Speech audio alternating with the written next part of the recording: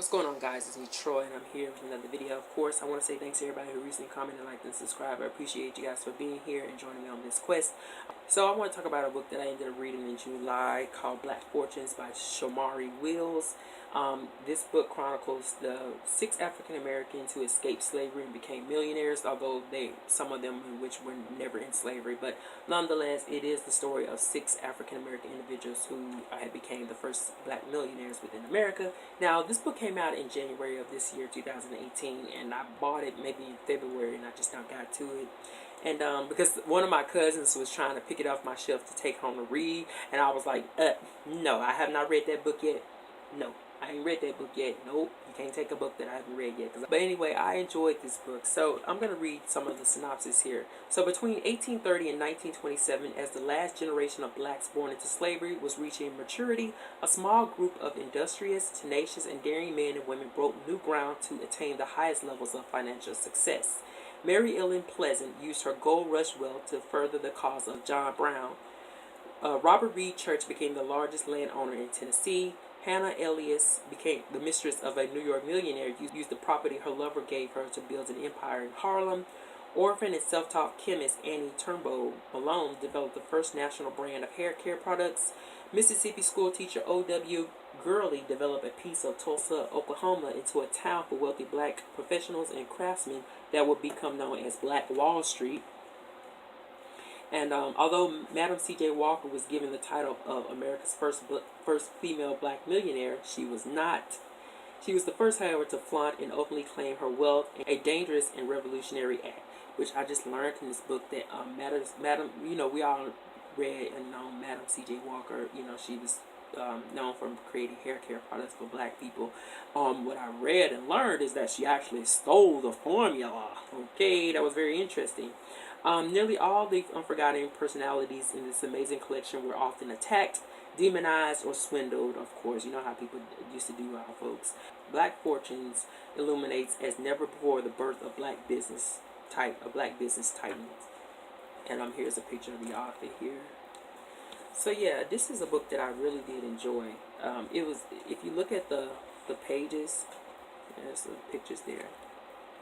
It really, you see how big the font is. It was a very fast read. I want to say I read this in maybe about 2 or 3 days, although I could have read it sooner. But it does chronicles the individuals that I just read, some more so than others.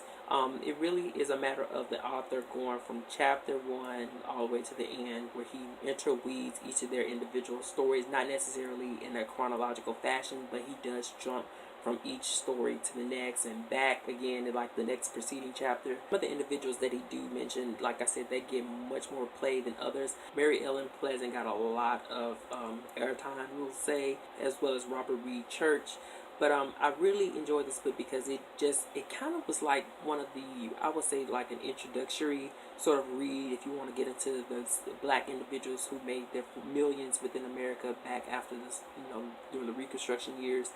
And then I think one of the important things to acknowledge about this book is that although the author does give you the individual stories, and in some points, in some parts it does kind of read kind of sparse, he does give you a lot of reference material to go back to if you want to get like the full engulfing story of each of these individual black individuals who made millions within America, And it's toward the end where this is where the source notes are, where he goes chapter by chapter, and of course in italics is where he gets a lot of his information, gives a lot of his information pertaining to each of the individual stories that he relayed within this book.